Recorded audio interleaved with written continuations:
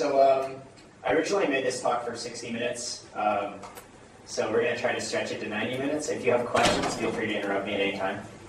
And I'll try to go a little bit slower than my talk yesterday, since everybody doesn't speak great English like me. So we're going to talk about continuous deployment today, and the philosophy of continuous deployment is shipping code as soon as it's ready. So we've kind of adopted this in the last 6 months to discuss, and we don't do it as extreme as many people, meaning that we deploy as frequently as we need to, but we don't do automated deployments every time there's a commit, or we don't let every single developer push new build out to the production hardware. And this is just kind of paranoia. It's hard to bring this into your culture and to give everybody the ability to do deploys and to kind of have awareness of, like, if something breaks, how are they going to deal with it? And we don't really want things breaking, especially at our size. So really, a lot of this comes back to integration. And I say it's really just super awesome build bots, and to employ continuous deployment, that's, I would say, the main goal you want is a really good integration system. So the basic workflow looks kind of like this. A developer commits, generally it's to a master, or it's, we do use a lot of branches, but we're going to not talk too much about that because it doesn't fit with the philosophy.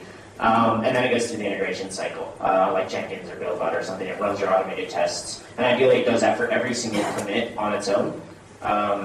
That way, if there's a bug with that commit, you know it's just that commit and it's on a set of commits. So it's more easy to identify what's going on. And then if there's a failure, it, rinse and repeat. It goes back to the developers, they fix it, it goes back to the BuildBot until there's a success. Once it's successful, then you can just deploy it. After deploy, however, you're not done, because things can still break, things can go wrong, even if it's not an actual exception or error. So you rely a lot on reporting, whether that's like logging or metrics or watching for exceptions. And then you need the ability to roll back very, very quickly. So pros and cons. So the biggest thing here is that you can develop features very quickly and incrementally. So like you can push out an initial version of something very quickly, and 10 minutes, 15 minutes, 30 minutes later you can have like an iteration on that version, which is very, very nice. It allows you to get very quick feedback. You can release frequently. Like there's no more week-long release cycles, or in giant corporate world month-long, or even further than that release cycles. And the QA becomes much easier because you have much less code to worry about. I'm talking about manual QA. We do as much automated as possible, but some things are very hard to test. Cons, on the other hand, the biggest one is culture. So it's very hard to get this adopted in your organization, and it's even harder if you aren't from like a test-driven background, which we're definitely not. It's very key that you write tests for everything as much as possible, and you make sure those tests are very, very strong, and they actually fit they fit kind of the target of what the code's going to be doing in a real-life situation. So the stability definitely depends on that. And the initial time investment to actually get things going for continuous deployment is pretty hefty, especially if you don't have integration. You have to deal with getting integration. You have to deal with kind of optimizing your deploy to be very quick, and then optimizing your rollback to be even quicker. And then you have to kind of get everyone on board to be like, to understand this new workflow and to kind of get used to, you're working out of a develop branch, which is actually your production code. And it definitely took us a while to get going, and we're still struggling with it, and it's been 6 to 9 months now. But yeah, the big ones are just being able to iterate quickly, and stability is very challenging. So the first thing that you get out of this, or that you need out of this, is painless development. And what I mean by this is being able to set up your development environment very quickly, very easily, being able to run tests very easily. And this comes a few ways. So I kind of have this comparison which says production is greater than staging, which is greater than CI, which is your testing server, which is greater than development. And what I mean here is that the hardware, or just the software requirements for each of these machines it scales down. So the production machine is going to obviously have everything. It's going to have your databases, it's going to have your caches, your queues, etc. Staging probably will have everything. It may not have like a full production cluster. It may not have a load balancer or something like that. The continuous integration server, however, probably has even less. We don't even use a real web server for our CI server. And development is by far key to have absolutely bare bones. It should just be fast to develop, and the integration server should rely on everything else. So that's where it becomes key, that the integration automates everything and that the testing covers as much as possible. And so this kind of goes with simple is greater than complete. Simple is greater than complete for development. Simpler is greater than more complete for CI, because Apache's generally not going to break. You don't need to test it, and it's going to be slower to test it. And so this kind of goes with packaging as well. So we use setup tools, which gives you this nice develop command, which will install dependencies and symlink itself into site packages, which is actually very nice. And we base everything around that, as well as the test command, just to make it very standardized how you install dependencies and test apps. And then there's also things like Puppet and Chef, which are tools to repeat builds of servers. So if you need to bring up a new machine, you can just puppetize it, I guess is the name, and it will install the software to spec that you defined previously. Chef is kind of the same thing, it's just a little bit different of a model. And if you don't want to implement something like this, at least like come up with like a bare bones bootstrap, whether it just runs a bunch of aptitude commands, whatever it is, something that makes it easier to repeat builds on servers. So going with our simple is better than complete, this is kind of how our hardware looks. So development down here, we have absolutely nothing except Postgres. And we actually, some of us do have Mongoose, like if we're building a lot of things on Redis, we're going to have Redis installed. I'm working on Solr, so I have Solr installed. But generally, like any developer, all they need is this and a git checkout and some basic Python packages. Second one would be our CI server. We have a bit more on there. We actually want to test integration with Solr. We definitely want to test with Redis. Memcache, there's actually issues you hit sometimes, so we test with that. But we don't care about Apache or Nginx or RabbitMQ because we can actually run the queue tasks in process. And then we go to staging, and we have actually everything except our queue. Again, because we can run those tasks in process, and the behavior matches except that it's not testing if Rabbit actually works. And then production obviously has everything. And actually, something to note here, we actually just recently started adopting Vagrant, which is it's a virtual machine tool, I guess. And it's very nice because somebody can pull down a repo which contains some configuration, and they can install VirtualBox, which is Oracle's virtual machine. And they can run Vagrant up, and they can actually get like whatever we want installed on like a MacBook, but in a Linux virtual machine. And then they bridge the networking, which means we can have Solr and Redis and any of these services that are kind of painful to configure, say on a MacBook or on Windows, and they're just running in the background on a Linux VM, and you can just communicate with them just like they were on your own system. So on bootstrapping, so I said simplify everything. This goes with your software, whether it's your databases, but as well as like your packaging and your requirements. I believe the Discuss, the main web service, has 80 odd external dependencies just for Python, which surprisingly is challenging when you do deploys because things like LXML take forever to build. So the way our stuff generally works is we git clone the repo, we have some kind of bootstrap, and the bootstrap isn't even needed because all it does is run Python setup and PyDevelop. And then we use Django, and it has a built-in run server that we have a slightly different version of. It just adds threading and makes it easier to work with. So everything is completely isolated. You don't need a web server, you don't need anything. And then if you need dependencies, highly recommend Vagrant and VirtualBox. It's really, really easy, and you can use Puppet or Chef in it, and it makes it like painless to use.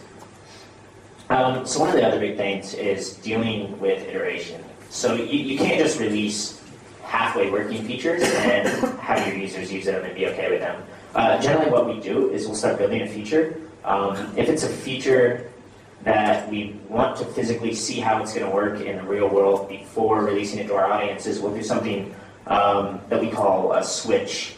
And it basically looks like an if statement. That's if my switch is turned on for whatever conditions, then we're going to use this new version. If not, we're going to use the old version. And what this does is we can say for like us, just our staff in-house, we can deploy initial versions of features. We can deploy things that might backfill data for other features. And we can also turn those off like on the fly. If something's too slow or if it's not working right, we just switch it off and it'll just fail this conditional check and go back to the old version, which we know was working.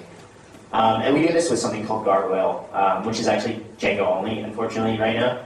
But I'll talk about that in a second. The other big one is we have something called early adopters, which is like a checkbox that our users can be like, I want to maybe have broken things on my site. And so like the switches, we can also say only show to early adopters, and it basically gives us a nice way to test out functionality before we push it to everyone. So the Gargoyle kind of looks like this. If you can read that. Are you using Gargoyle in production now? Yes, we use Gargoyle in production. So we actually had an initial version of Gargoyle that was in-house only, and we just transitioned to Gargoyle, even though we released Gargoyle like 6 months ago. But yeah, so it basically gives you this easy interface. Like you can add a switch over here, and you've got like a key name, which is just like a dictionary key value. Some conditions, I'm saying localhost, not the user, me. And then you can do various things like percentage. And percentage isn't actually a fixed percentage. It does modulus on like the user ID or an integer version of the IP address. And so if you wanted like 10%, you could do 0 to 10, or you could do 10 to 20 or whatever. And it also has support for excluding like 10% or something like that. And then you can either completely disable the switch, change it to selective, which means only in those conditions, or globalize it, which makes it active for everyone. And we've been using this this and our other platform very, very heavily for a long time now, and it works wonders. So if you use Django, I definitely recommend this. And this is really good because a lot of times we build something out and we enable it for only ourselves in-house. So we'll start seeing and actually using other features, and then we'll be like, okay, this doesn't work that well, or there's a bug with this, or it's actually slow, and it gives us a nice way to kind of ask ourselves, is this good enough to send out to the rest of our audience? And then if it's something that we're concerned about, like the speed of, so we have real time.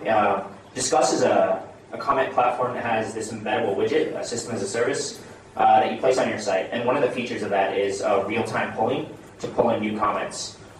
Unfortunately, when certain things happen, like WWDC, potentially things could get slow.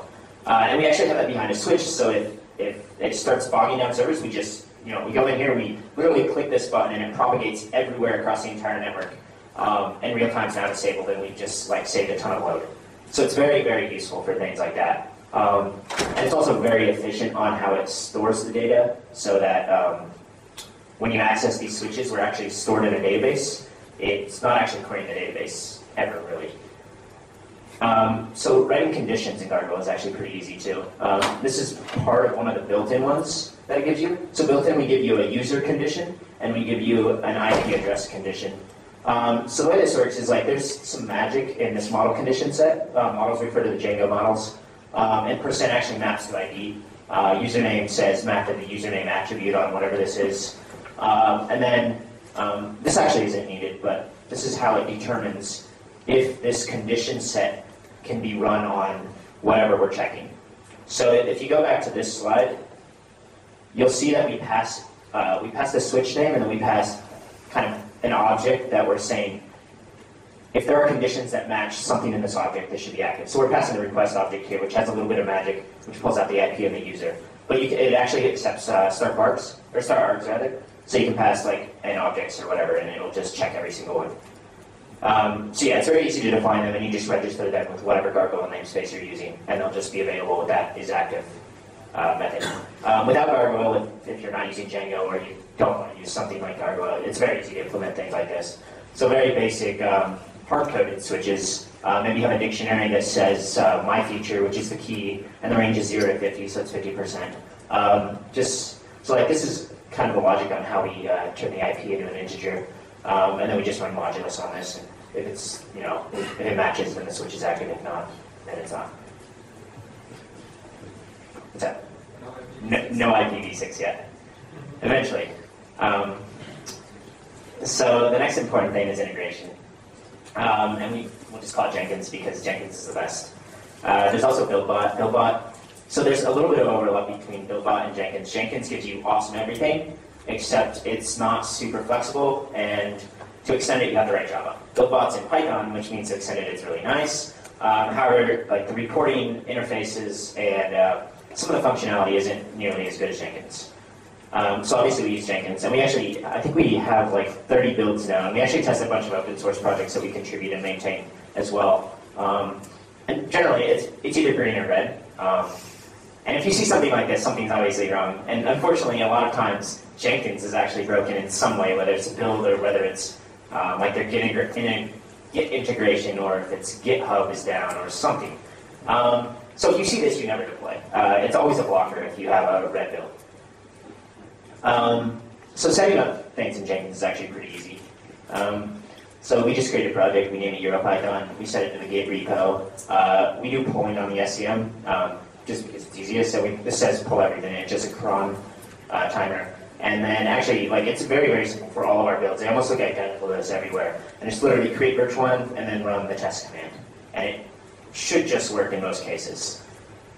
Also, Jenkins gives you very, very good reporting.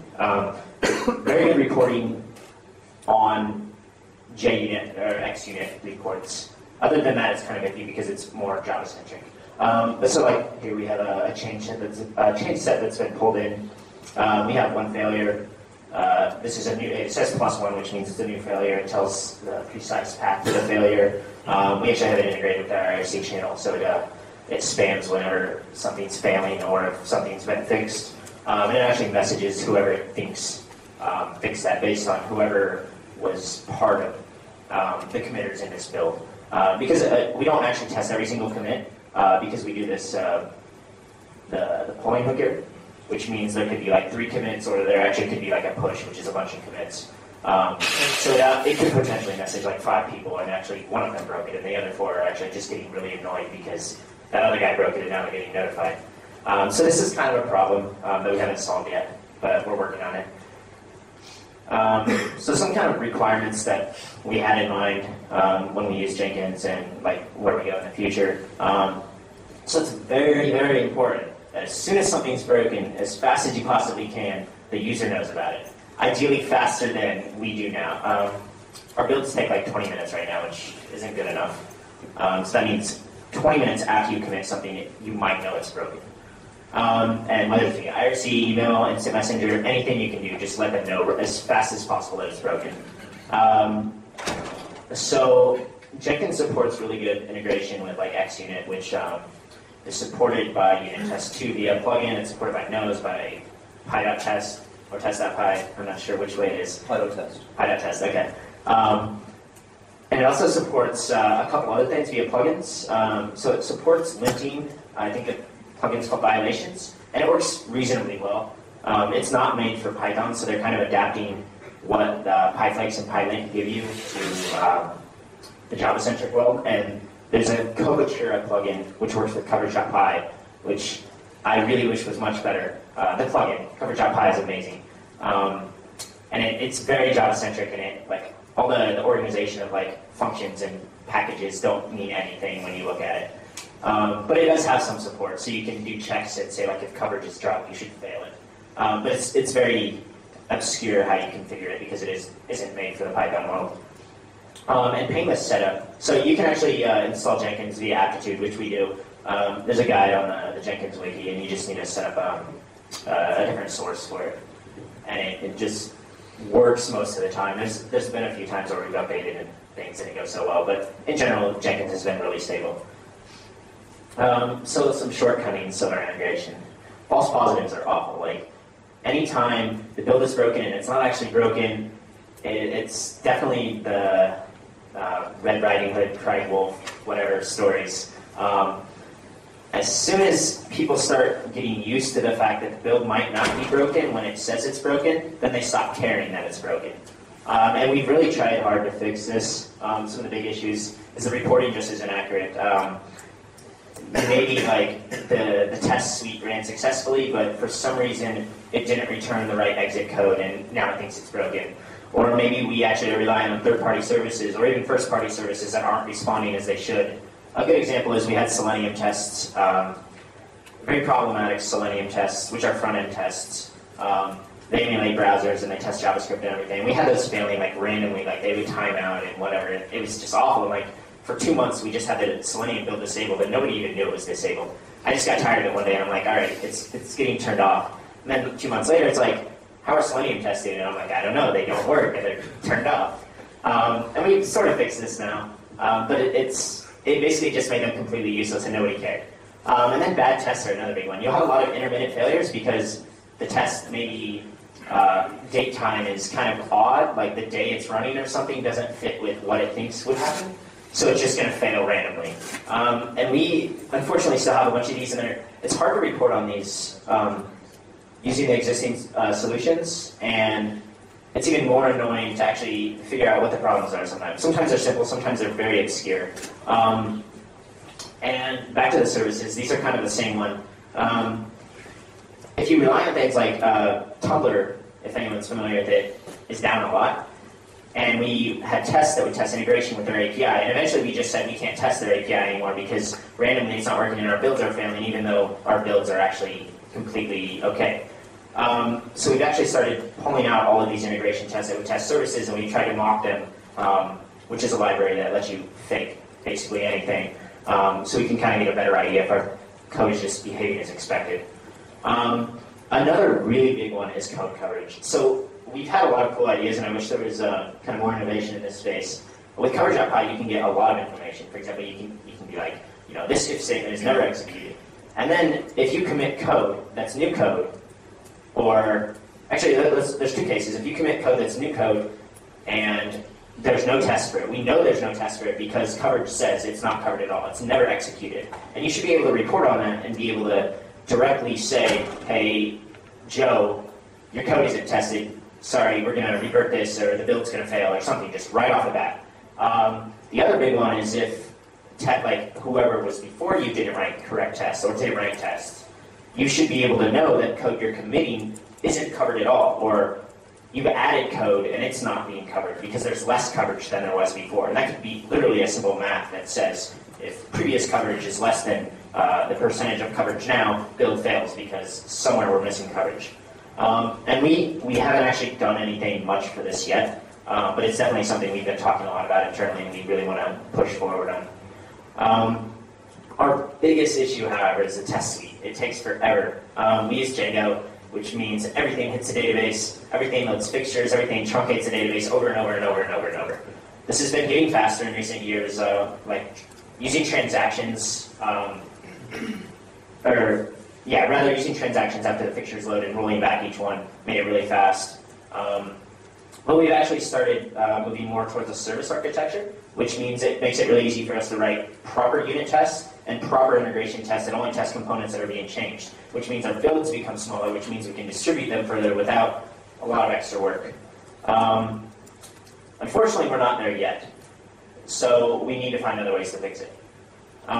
So we're going to start with fixing the false positives. So a few things. So what we do now every night is we rerun the test suite every hour from like midnight to 6 in the morning because nobody's committing then, and it weeds out some issues. So like if there's one failure in there and there's 5 passes, that means something's an intermittent failure that shouldn't be failing and needs fixed. So we can kind of report on that. This goes with the reporting that we need to fix them. We need to find some way that says, hey, Joe, you have this test that is awful. It breaks randomly. Fix it. We haven't found a good way to do that yet without literally going up to them and saying, hey, Joe, can you fix this? And rely less on third parties. We've started doing this. We've experimented with both mock and Dingus. I'm not set on either one yet. Dingus, the documentation is kind of shaky, and it does have some really cool things, but I think I would definitely recommend mock right now. But they're really nice. They're really easy to mock APIs. So the coverage stuff I talked a little bit about. Obviously fail or automatically revert or do something when the coverage drops, when code is committed and it's not covered. Because if you're going to deploy master and they're committing to master and it's not stable, then you don't want to deploy that. So ideally, either they're not committing to master, or if they are, it's getting alerted right away and they're fixing it, or it's getting rolled back, or something's happening where it's maintaining the stability of your master. Another thing you can do, which is a little bit harder, would be to enforce committing tests with code. And I say it's harder because you never want to do anything manually. Anytime anything's manual, it never scales. So finding some way to automate that check of are there tests with your code and then failing if there aren't is very difficult. You can do it after the build runs with coverage. but then you have to wait till after the build runs, which means you can't do like a post-commit fail.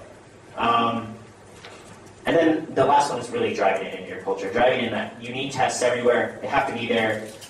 We've started doing this, and it's getting better, but we still have issues with we're just making one little change, so we don't want to spend like an extra 10 minutes writing the test when the change took 1 minute. Unfortunately, you have to, and that's really hard to adopt.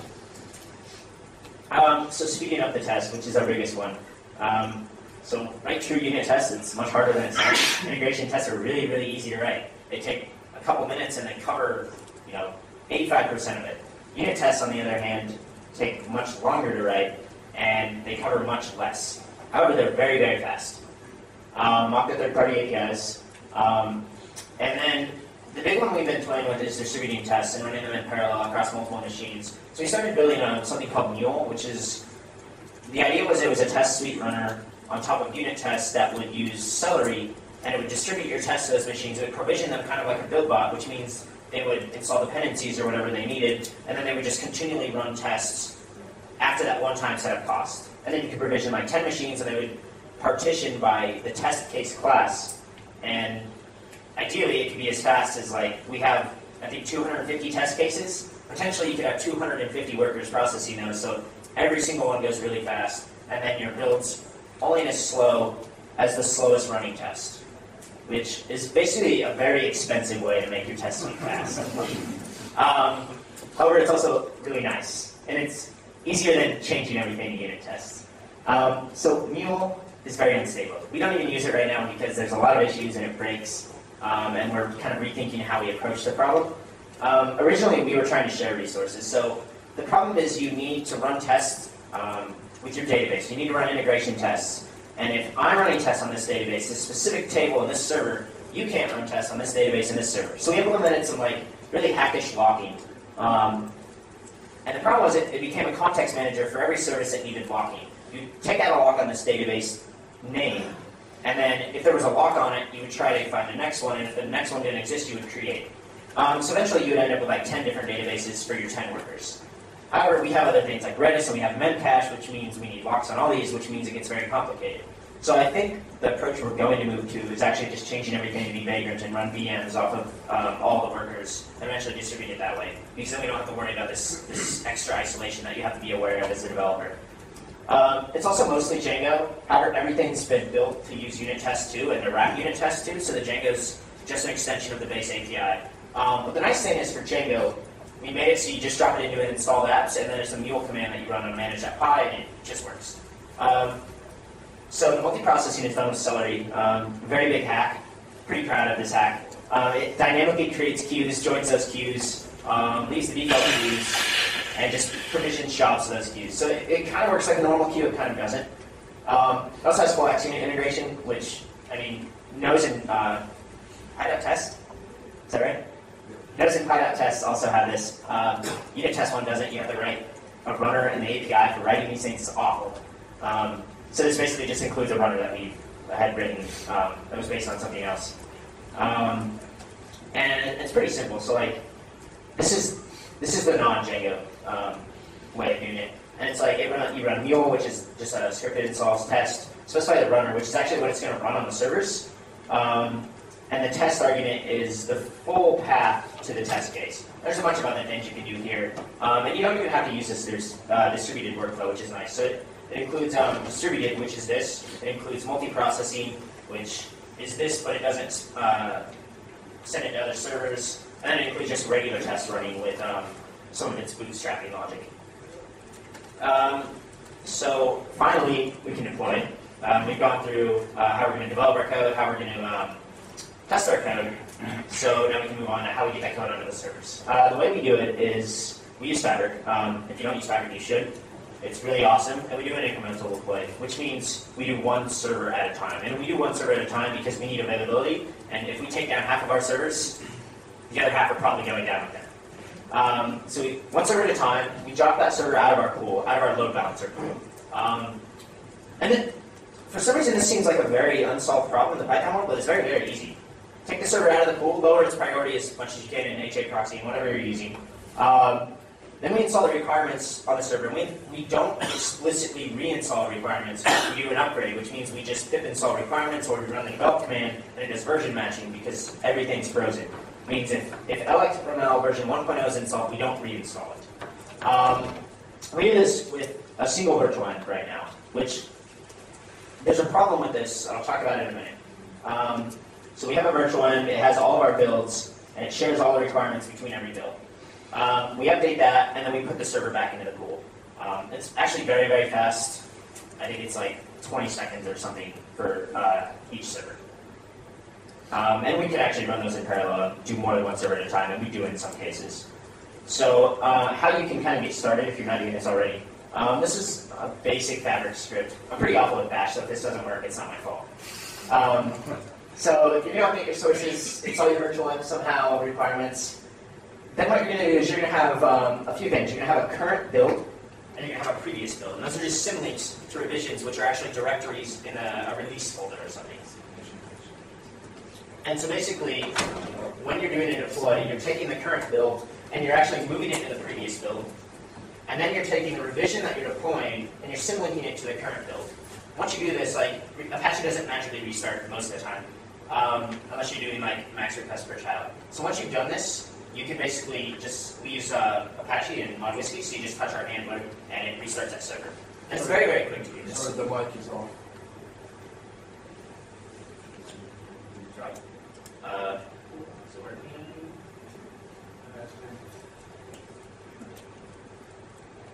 Go better.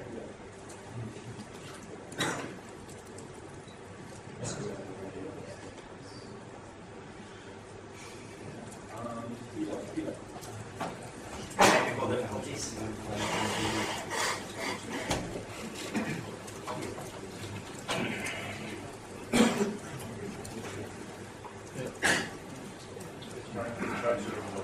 Yeah. So this is how you deal with deploy, which is very, very important. The reason we've done all this work here, done this current and previous, is because rollback needs to be awesome. And this means rollback is literally move your previous symlink to your current symlink, and then restart the Apache server.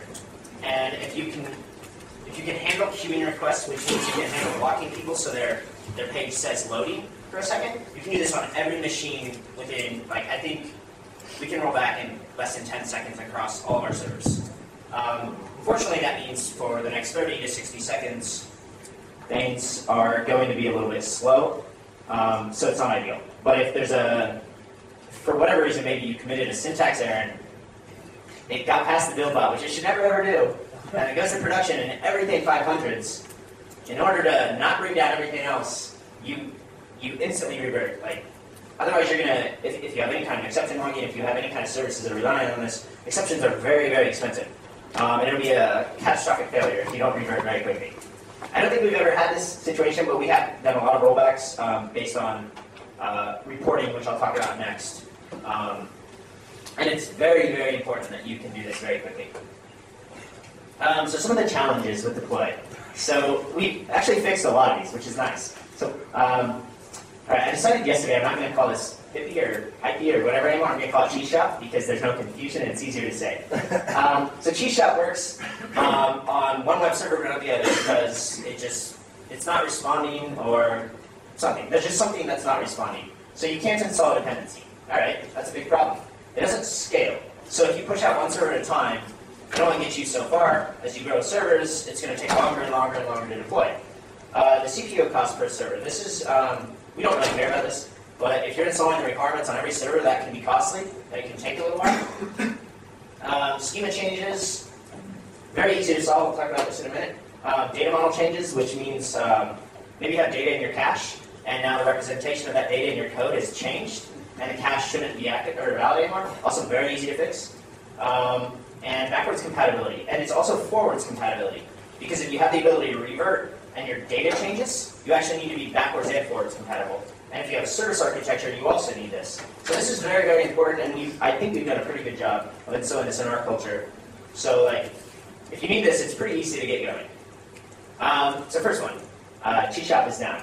So luckily, Ask Solon, may or may not be how you pronounce his name, the creator of Celery, and some other guys worked on a Django implementation of the Python package index. And we've actually forked it, and eventually we're going to merge this up with the main release. And it's called Cheese Shop. It's available on GitHub. It's very, very easy to set up, and it gives you a local Cheese Shop install, which means you can register packages there, you can proxy packages in there. Potentially you could cache everything that's on the actual Cheese Shop the first time it comes down into there.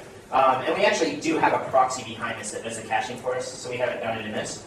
But we have a lot of packages that we need to change. Maybe we need to fix a bug and the maintainer doesn't pull in our request.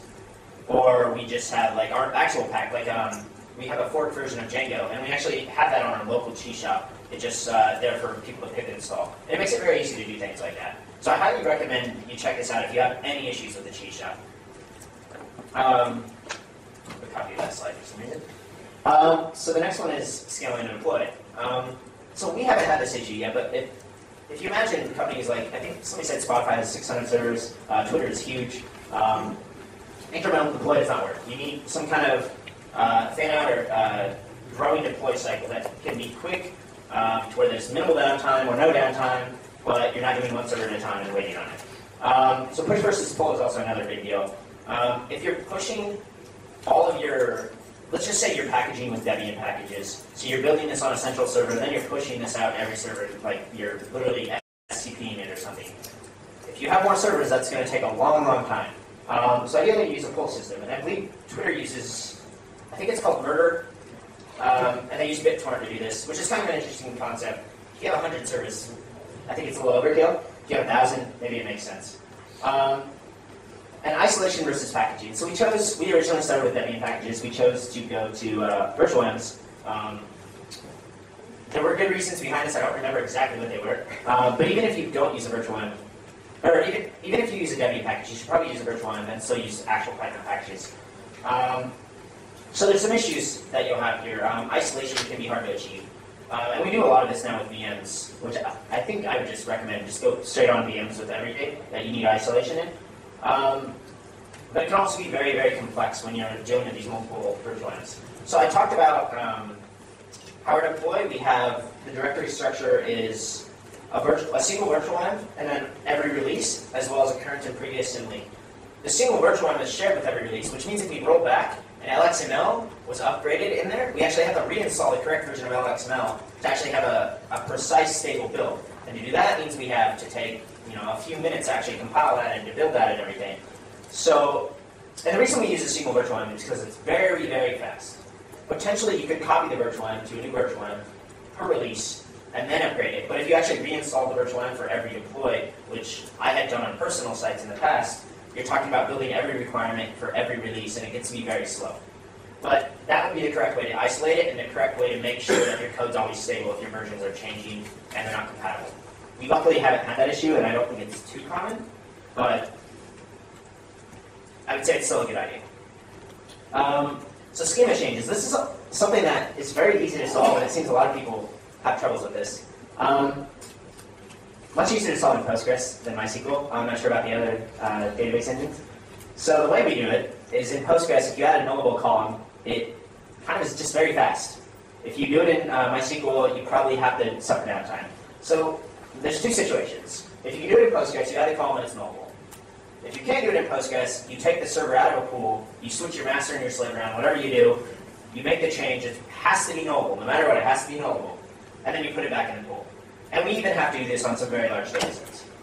Once that's done, you add the app code to actually save the data. You don't add anything else yet. You add the app code to save the data, meaning like you've added this new field and you need to start populating that data. You need that data to be backfilled, but you also need that data to be continually filled.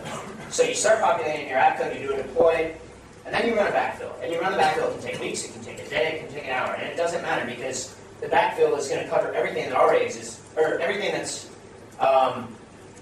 been added since you've done this deploy, and it's also going to cover everything in the past. But you're not going to miss anything because you're already filling it in your actual production code base. Once you've done that, then you can add the app code to actually read from the data, and then you can do another deploy. And this is fully backwards and forwards compatible because the column's nullable. It's not being used until you're at this step, and if you revert, it's not going to matter. Maybe you go back this, and it's still filling once you revert, or maybe you go back further and it's not filling anymore, but it doesn't matter because you're not using it.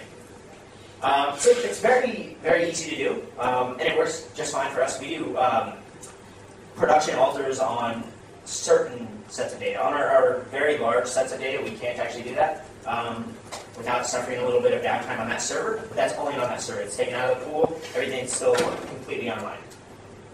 In rare cases, we need to do upgrades to the database. We use Postgres, we also use Sloaney. And to do those, it becomes a little bit more tricky. We actually created something called read-only mode, which lets us basically set a flag, which will change all the databases to read-only, which basically makes it so when we need to do major changes, you can read from a slave that has a copy of the data, but you can't actually post new data, which means we don't have to worry about replication issues. And it works fairly well. We haven't had to use it too much. I think the longest it was ever enabled was 5 minutes, and that was for a one-time upgrade of Sloaney, which is surprisingly complicated. The other big one is, I talked about when your data model changes, which means your cache data needs to be able to handle that. There's some very simple ways to do this. We implement something like a cache prefix, and you can just bump this manually whenever you know you need to. We do this a lot with our CDN. I think we also automatically bump some of these for the CDN. So we actually push a lot of data to the CDN. I highly recommend this if you need performance. So JavaScript, whatever, just pushes the CDN, it's versioned there, and this version is somehow represented in the code base so we can reference it. Another cool idea, which I actually haven't had a need to do, but I feel like it would work very well, is serialize like a SHA of the class, the object that your data represents, as part of the key. And if that data object changes, it's automatically invalidated and it's using a different version. If you roll back and your cache hasn't expired, that data is still there from the old version, so you're still getting cache hits. It should just work. Right? That version will be dependent on the history of the dictionary. Because different assertion orders, the hash order internally is going to be different. That SHA-1 is not going to be there. That's a good point. So, not precisely this code, but somehow take a SHA or a hash of the representation of the class. And then use multiple caches. So we, I don't know how many we have now. This gets a lot easier if you're using Django in 1.3. But, so like sessions, they have their own cache. Most of our, like, I guess our actual cache data, they have a different cache. We use Redis caches all over. Those are all different clusters. And it becomes much easier to manage this when you have kind of some of this architecture in place. Okay, so the last thing is reporting. If this makes sense, this is why it's important. This is a bag of manure, and this is a fan. So when those two combine, things aren't very good. Good example of why reporting is important. And this is a true story. So I asked someone, I'm like, where's MongoDB at? Is the server not online? And the guy's like, oh, it's down? Well, the fact that we didn't know it was down, luckily it didn't matter. It wasn't used in production. It's a problem. We didn't know why it was down. We have to go back and look. And this could have been like 2 days after it was down. And if this was production hardware, yeah, we're not going to wait 2 days to find out. But even if we wait, 10 minutes to find out versus, knowing within 5 seconds, it's a problem. So we're going to talk about how we can implement reporting and metrics on metrics for different things. So a few things that you should monitor. Rate of traffic. And by traffic, I don't mean web requests. That's one measure of traffic. But there's also business metrics. Things could be like user registrations. If you're a big e-commerce site, they could be sales. For us, they could be comments posted. If this drops dramatically, then there's probably an issue. And even if there's not an issue if it drops dramatically, you might want to roll back because you might be losing money or something might be not working as you expected. And also things like request a second, response time, whether it's a response time in the web app or if it's a response time in the database, is there slow queries, or any other search you're using.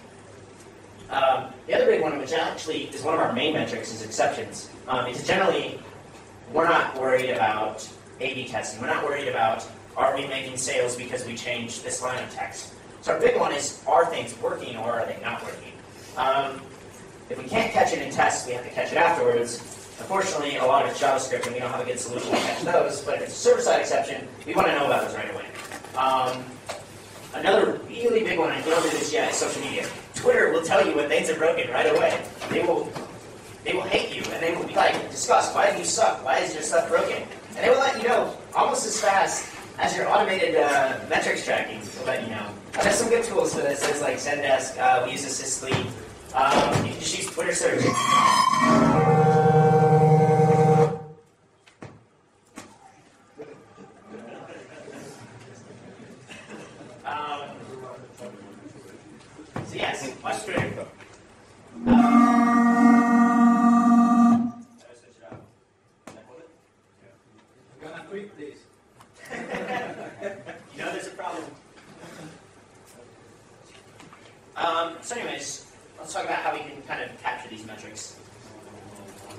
what we use, and what I want to say are standards, are Graphite, and this is a time. Graphite itself is not a time series database, but Graphite is an interface to a time series database. And this would be something you could imagine is just like RRD tool. There's also another new tool out there called OpenTSDB, which is another time series database. It's H-based powered, which means it's Java powered. And we're not big fans of the Java stack because it's painful to manage.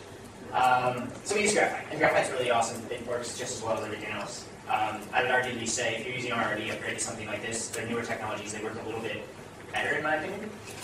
And then on top of that, we use Nagios, and Nagios will let you take data like this. It's good. Thank you. Can you hear me? Is it working? Okay.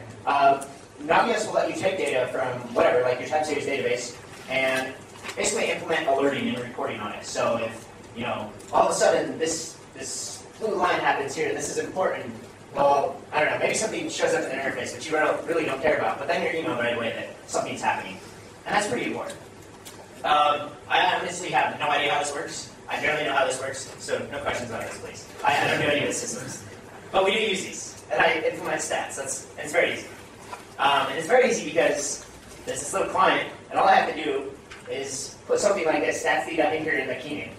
And this is kind of, I pulled out the code we had, and I tried to make it clean. I don't even know if this works.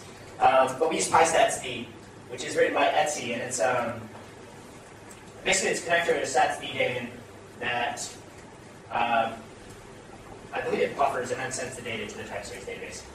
So what we actually do is for every key that we're passing, we actually add a suffix, which is the host name, because you can do like direct notation sort of with stats when you want to pull them into a chart. So everything will be like, if the stat is user registration, maybe it's called like users.registration, and then it's suffixed with the host name at the end. And that lets us be like users.registration.star and get all of those, but also we can break it down by server. And we do this for lots and lots and lots of things. And we're going to do this for a lot more. And I highly recommend implementing something like this if you haven't yet. This is kind of what it looks like again. I believe this is it's a cluster of our servers. I don't know what this means actually. I don't generally look at the charts. I just make them. And somebody else lets me know if something's wrong. So another big one is logging. And logging, I'm going back to exceptions and why we need them. Excuse me. This is kind of a list of requirements that we want for our logging. So there's a few things we can look at. So we need real time. We don't really need real time, but we want real time. Aggregates we really don't need. We need real time more than aggregates, but aggregates are awesome because then it filters out some junk data and actually makes it manageable. History, you don't need all time. You need recent history. Notifications can be done with something else like Nagios. However, having them built in makes it more flexible and more precise. Scalable, pretty important. Availability is very important. And metadata, which is something I'll talk about in a minute, which might be like storing more than just a log message. So first option is syslog, which everybody uses it. We actually use for a lot of things. It can be real time. It has history. It can't aggregate things, I don't think, unless you post-process it. It can't directly give you notifications unless you have something else dealing with it. It is scalable.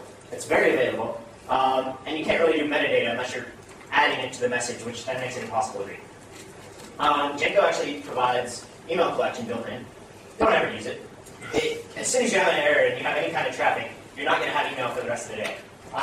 It's real time, doesn't have aggregates. More or less the same thing. It's not scalable, but it does have metadata. So it's kind of nice if you don't get any visitors to your site to use. We created Sentry, and it's much better. This is kind of a lie, but depending on how your system works, and if you have enough hardware, everything scales. Fortunately, we have one machine, one database node. We have a Solr server for it, and we've never had issues with Sentry being slow. So everything just works. It has the aggregates, which means it groups errors that are the same.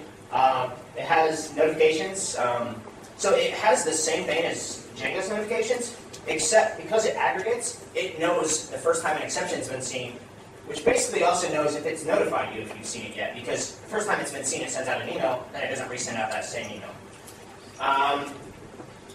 So if you use Django, Actually, first off, there's two versions of Sentry. One is work in progress, which I hope to actually finish a release of this weekend. And then there's version 1.0. 1.0 is very heavily tied to Django. You can use it without Django. I'm blending it with the Sentry 2 architecture now. So you can pip install it. Sentry is a scripted install. Sentry Start runs kind of a Django run server, except it's threaded. Actually, it might use an event, but I don't remember right now. And then in your actual app, so this is just the server on the top. This is your app, like discuss.com. All we do is plug in the Sentry client, and then you pass in this configuration, which is the remote URL, which is actually a list of URLs. If you want, this is a cheap way to do availability. You send it to multiple machines. So this is the bare minimum configuration to have an isolated Sentry server. However, with Django, you can also just pop in Sentry here and ignore this thing up here, and you'll have Sentry installed on the same server as your Django app. So Sentry Web's the Sentry viewer and the Sentry client, and they'll just blend together. I don't recommend it because it's not isolated, and there could potentially be problems. If your web server goes down, you might want to see what's going on, so you might want to look at those, but your site's erroring or something. So I highly recommend a separate site. Unfortunately, the default configuration is awful. And it's awful because it's the only thing I could give you with that just worked by default. So the first thing you're going to want to do is not use SQLite, which is the default, and use something like Postgres or MySQL. And we bind to all interfaces, even though it's only accessible behind VPN. By default, it only binds to localhost. And then you might want to change the log file and the PID file. And these only matter if you're using the Sentry command. None of these take place if you're just embedding it within Django. So we've got enough time, so I'm going to show that real quick. Okay, that's very big. No. All right, I'm going to make the map work.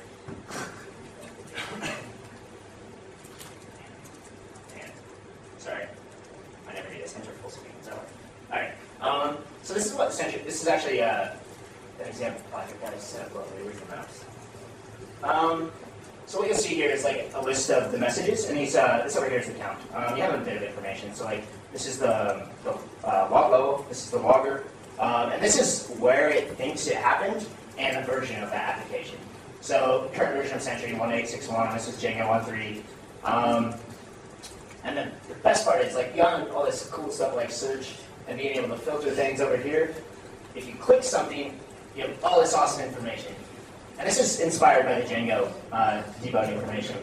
So you get kind of the surrounding code, which may or may not be useful. You also get the local variables, or representation rather, of the local variables, which is very, very useful. I cannot debug anything without this anymore. And the fact that I can go in and view a log that has this information that lets me debug something without reproducing it is amazing. It's very, very valuable. There's also a frequency chart, which this is just test data, so there's no frequency at all. And it also pulls some magic data from Django, which is the get, the meta, post. And all of this, you can actually plug in your own data, which is really nice. And it pulls in module versions. And this is based on installed apps, so that one definitely only works with Django.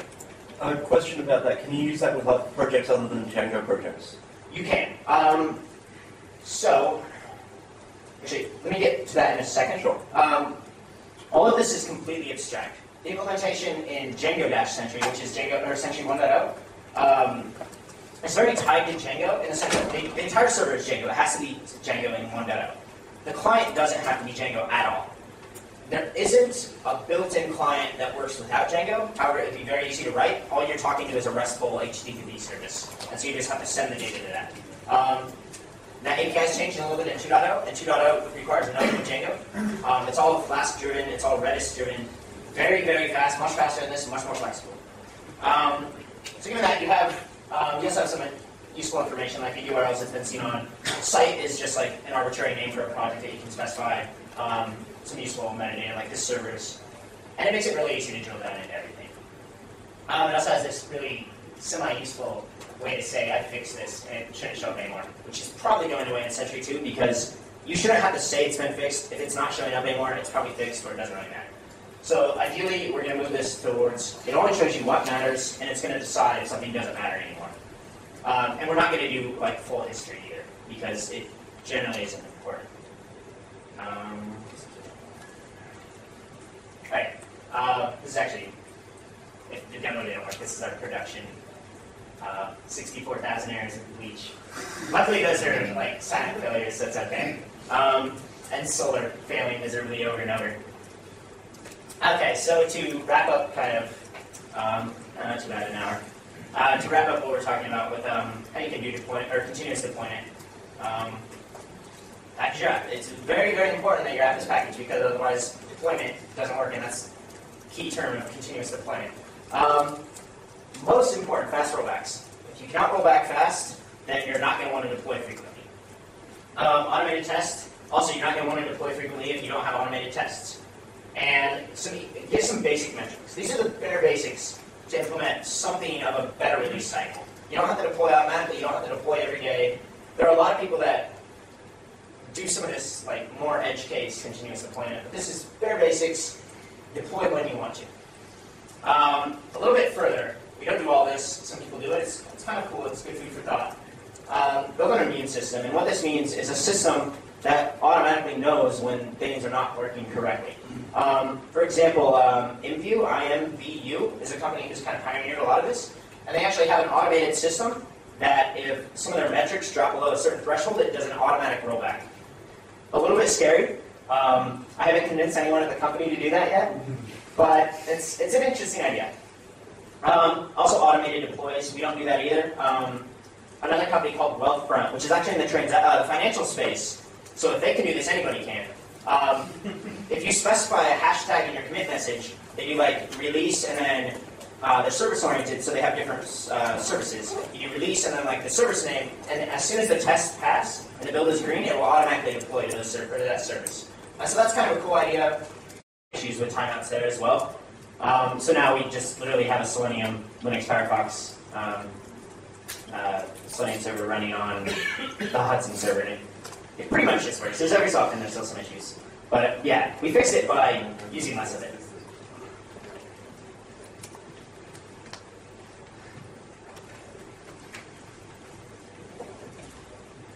Which is the size of a project in the maximum size of a project where you suggest doing this sort of continuous continuous upgrading, and if it's possible to work also in critical environment. I mean, critical being a telco or another financial related environment.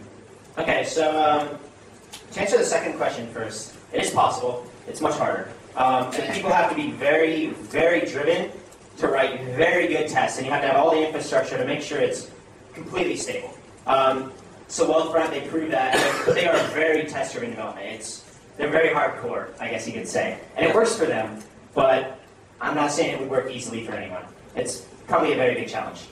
Also because you eventually have to upgrade one machine at a time. If there is a pool of them, you can have transaction running, yeah, and you have to switch it when that buying is over. So that's where the service architecture. For instance, a SAP with Oracle takes quarter of an hour, 20 minutes to go down. Yeah. So actually, Wealthfront. So Wealthfront and IMView, they talk about this stuff a lot, and they give a lot of great information. So if you want to know more, I suggest looking at their presentations. But one thing they do is they have super high availability. They have like 4 times as many servers as they need, and they need that because they need super high availability. So when they deploy, they actually deploy very quickly, and they deploy exponentially. So they'll start with 1, then 2, then 4, then 8. And it works really well for them. I don't know exactly how they make everything work with like the service architecture so that they don't have issues with like transactions. It could be like they have sticky sessions that stick on like this system on this service. I'm sure there's ways. I'm not familiar personally with that. The second question was size of like how big can you be and still have this work. So I think there's 2 measurements there. One is the size of your code base. I feel that's pretty important. The size of your services. Discuss has, outside of Django, 40,000+ lines of code. We have, like 2,000 test cases. This is also why our test suite takes 20 minutes. So in terms of code, I think there's no limit. Team size, IMVU has 50 engineers. and they make this work. They also have 4 people dedicated to making this work, to making the support system work, the continuous integration work. I don't think there's a limit. I think it gets harder and the problems change as you grow. We've seen it as we've grown from 10 people to 20 people. The challenges have become a little bit more clear and a little bit different. It becomes more people committing stuff, more people breaking stuff, less accurate reporting. So I think it's possible. It just gets to be harder and harder as you scale up to more people. Well, so the problem is having more people in the staff, in the infrastructure staff, rather than the number of machines. Yeah, Okay. that is the problem. Okay.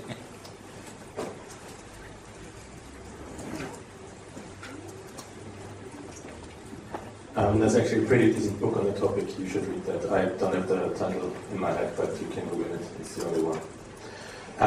My question is, if you use Nagios for time series and it sends you automatically emails when something changes, does it have algorithms to detect peaks that happen every day? For example, if you have a local provider that's food ordering, it would have peaks in the noon, and this would be normal that it drops in the afternoon. I think it does. I think the way you can do it is based on normalized data, like the change. I don't know specifically because I haven't actually set up that service before.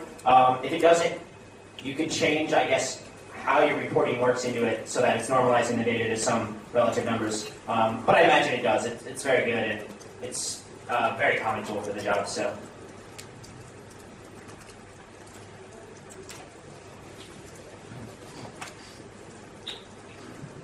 Okay, assuming you're doing it the hardcode way, deploying each commit, how would you handle translations? How would you handle translations? So we actually handle translations. Are you asking like because they're required, or so like the way we do translations is actually in a data store and then just read from the database, and things are automatically inserted that if there's new strings to translate and things like that. I'm not aware of any issues that we run into in that case, but we also don't require everything to be translated or anything like that. Okay, but if it's required, then you just can't do it because you gotta wait for all the translation tests. So there's definitely and we've actually talked about this, that we have different services, and one is our embeddable widget, which if that breaks, everything, everybody's mad at us, basically. So we've actually talked about slowing down deployment practices on things like that, making them more strict. But then other things, if it's like our RESTful web API, we can deploy all the time, and it really doesn't matter. So that might be one way that you can adopt it partially if you have different services. Some things may have to wait longer, maybe they have to go through code review, maybe they need more tests, or the tests take longer. Then other things you can just do as much as you want because they're less critical, or they're more stable, or easier to test.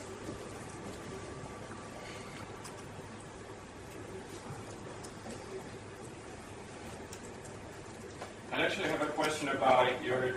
I can do it without mic. It's for the video. Okay.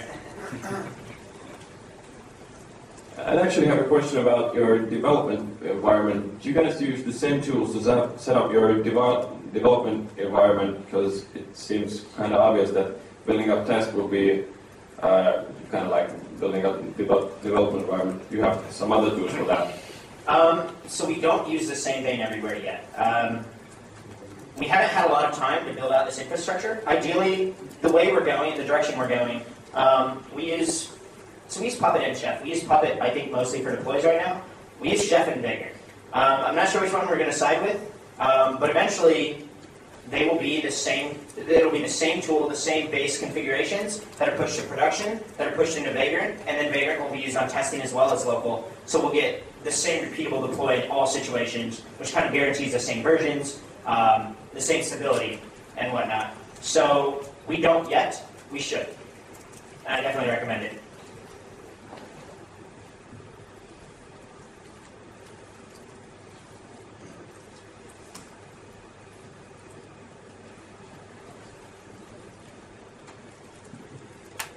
So is there a reason why you're keeping the virtual environment on your between different builds on the continuous integration server? Just to make it faster. Okay, because if you remove something from your requirements file, but your code is actually still using it, you don't get the build failure. Yeah, I don't think we're concerned about. I mean, yeah, there would be issues if the the build failed.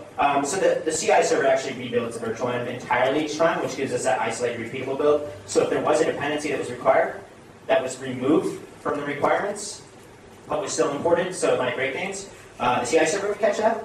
Production, however, we don't care if there's extra dependencies there. We mostly don't care because it's too slow to rebuild that thing entirely, which is why I talked about when we discussed is that we might actually just copy the environment between release and then run the pip install based on like the replica. So it's still an isolated environment. It doesn't clean up itself, which that problem still exists. And the disk space would be massive then compared to what it is now. But at least then you have, if you revert, you have the precise stable requirements in every single release. But yeah, it's mostly we're not concerned about dependencies that are extra on the server. We're just concerned about ones that wouldn't exist or the wrong versions.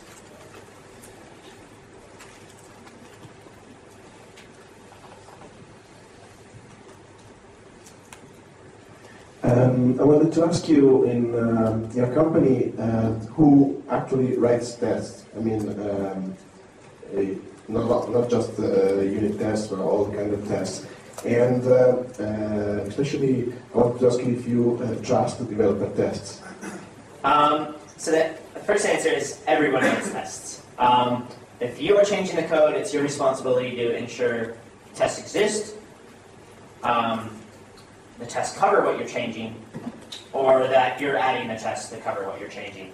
Secondly, no, nobody trusts anybody to write accurate tests. We're working on that. We want more tools that are automated. We don't like doing anything manual. So like the Twitter example, we actually have 4 support guys that monitor this stuff and let us know. And that sucks that you have to rely on them to tell you when things happen. The same thing with tests. Like it sucks that you're relying on you to actually write the test, to know that if tests existed or not. And also that somebody else who's relying on the fact that you wrote tests would have to review your code to make sure tests were written. So like we want to do automated tools like with coverage.py, we have some cool ideas. Unfortunately, we don't have them yet implemented. But yeah, the trust is a big deal. And we're very, the way we work as a company and the way we hire, we're very keen on getting the right people that fit the culture that we want for this kind of philosophy, for everything we want to do and to do well. So it's very much just about the right people and being able to at least somewhat trust those people. But there's still like, I don't even trust myself sometimes when I commit code. I'm like, is this tested? Is it tested correctly? I don't want to review the existing tests. And that's just a lot of legacy code. And any project would be much, much easier.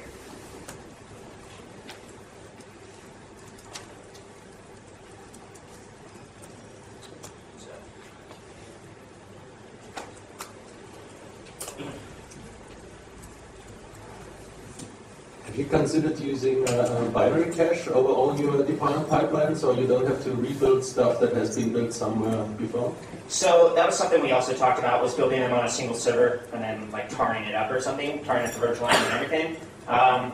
We could do it because we do have all the same systems everywhere, which is very easy. You can also do binary distributables with Python, which would make it a little bit easier. I guess we just haven't done it because it hasn't been a big pain point yet.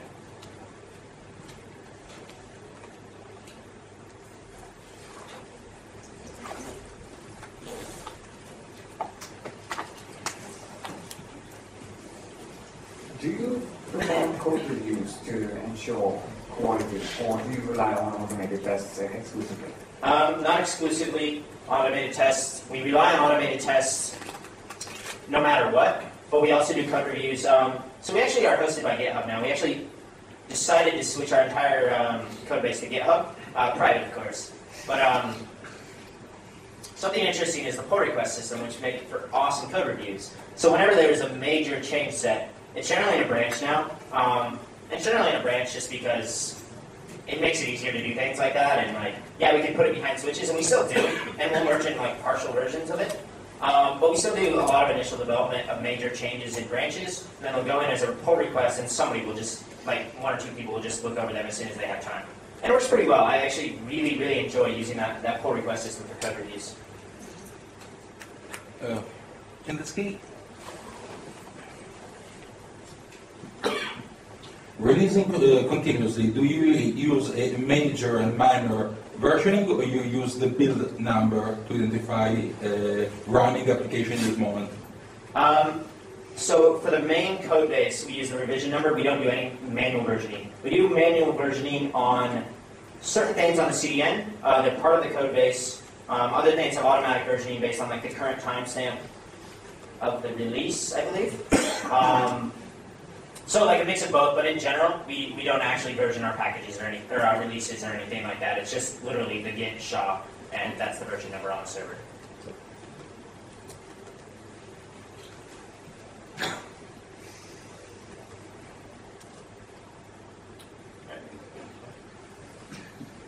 I missed the part about why you like Jenkins more than Buildboard. Okay, so we used Jenkins first, and it was very, very easy to set up. I tried to use BuildBot to do the distributed testing, and it was very difficult to, and this is an extreme case, most people don't do this, it was difficult to try and make that work.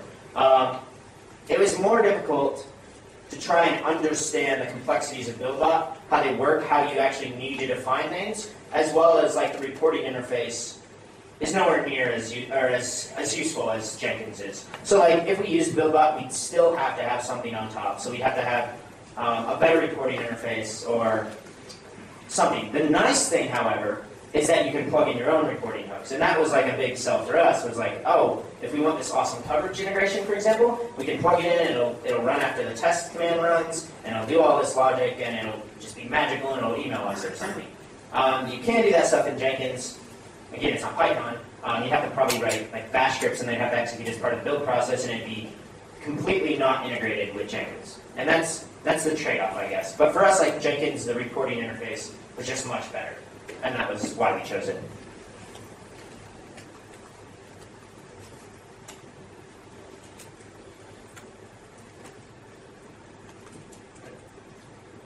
Yeah, okay. All right. Thanks, everyone.